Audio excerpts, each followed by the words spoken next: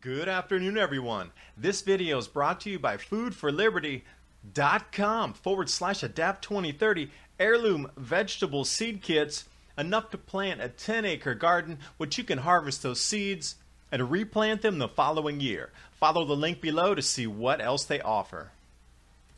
A mere 2 months ago, record cold decimates the French vineyards, but France recently marked the hottest post-war day, June, since World War II. 2 months ago, heavy rains turned U.S. cornfields into lakes. Today, droughts across same areas. Florida has gone from drought into abundant rainfall within 2 months. Grain prices are at their highest in 3 years, although we're told globally it's the best harvest ever. Australia down 40% from last year. California record almonds from the record rain. And why is nobody talking about galactic cosmic rays? Oh yeah, these 19 astrophysicists and scientists are. The more galactic cosmic rays, the more these strange weather patterns we're going to see.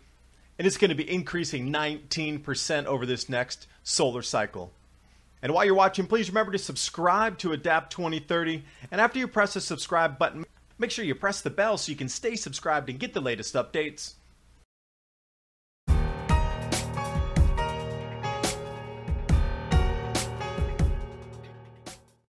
While the media goes on and on about record heat in France, they forgot just 2 months ago it was record cold that wiped out an enormous amount of the French vineyards, as well as Austria, Italy, Switzerland. Literally, it's the worst frost they had 2 months ago in 25 years that caused catastrophic damage to the buds. The images coming out of the Burgundy and Champagne decimation. But notice the flipping pattern. Also, here we go is another example. 2 months ago, heavy rains turning U.S. cornfields into lakes, more than double the average, and 15% of the entire rice crop of the United States was flooded down in Arkansas. This is what Nebraska looks like when it's being flooded in the fields. Heavy rains, U.S. fields into lakes, close up.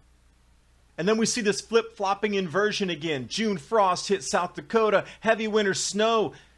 And then we got droughts in these same areas again. All in 2 months, there's been this giant mix-up in weather patterns. Florida goes from extreme drought to extreme rainfall. 11 inches above the average. This was within 2 months as well. And then we have record heat waves in the worst drought in 56 years, following months later after the all-time record snowfall and rainfall amounts in California.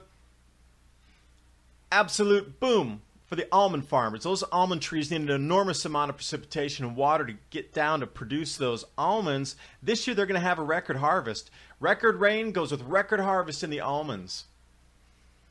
Not quite with the grain, with the late season blizzards, the floods, that sort of thing, been wiping out a lot of crops globally.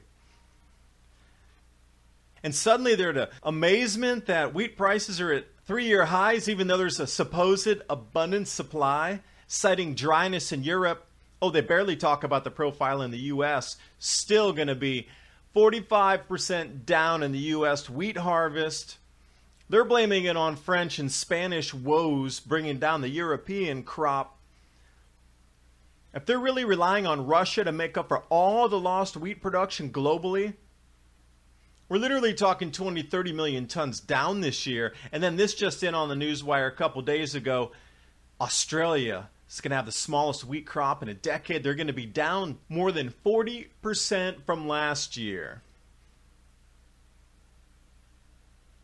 They're going to come in at a possibility. They're even saying use the words possible right now, 20 million tons. You know they're always rosy on the forecast, so expect that to dip down to 18, 17.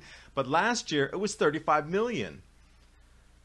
There's all these losses that are starting to mount up. They're trickling in. 10 million tons here. What did America lose? 30, 40 million tons?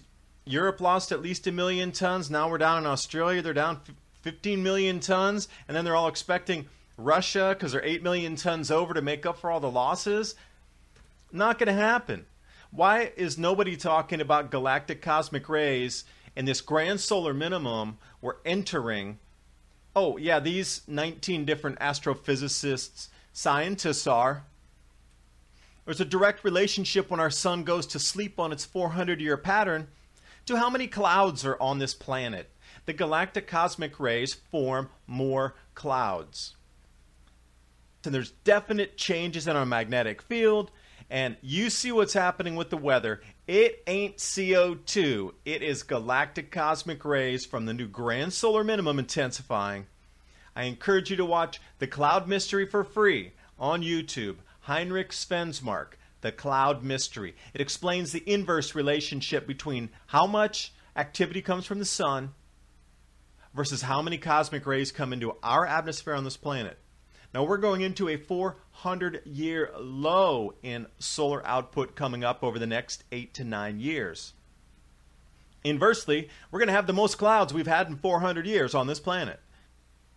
Of course, there's going to be more out-of-season storms. They talk about solar forcing in the same report here. I drew the orange line center down where we are now, and you can see how it's going to play out. We're just going to continue to drop in activity. And when this happens, well, there's more albedo effect, and there's also, for some reason, they can't explain it, but there's more volcanism that pushes more ash into the atmosphere. So not only do we get the sulfur dioxide, but we also get the particulates, and there's an enormous cloud layer between 15,000 and 18,500 feet brought about by the cosmic rays.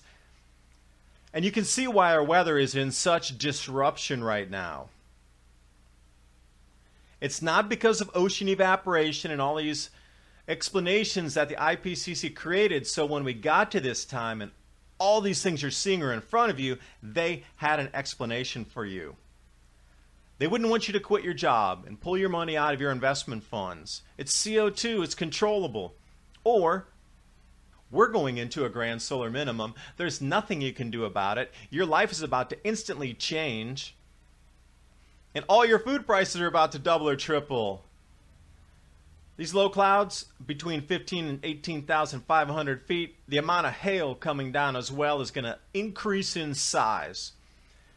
They're already starting to measure galactic cosmic ray increases specifically around the northeast United States, where they're showing a 19% increase. Globally, it's been 13% over the last year and a half. Now over this next solar cycle, we're going to add another 19% on top of this. So think about it. All these extremes that you've seen in precipitation, hail events, vortices, waterspouts, tornadoes, all these things that are out of place right now, droughts, blizzards in the springtime, heat in the winter, all these things that you're seeing that have amplified in the last year and a half, that's from a 13% increase in galactic cosmic rays. Set this in your mind. It's going to increase another 19% on top of what we've already seen. So it's going to be an amplification. It's not going to be a linear pattern out. It's absolutely going to amplify in exponential form going forward. This is what they're not telling you.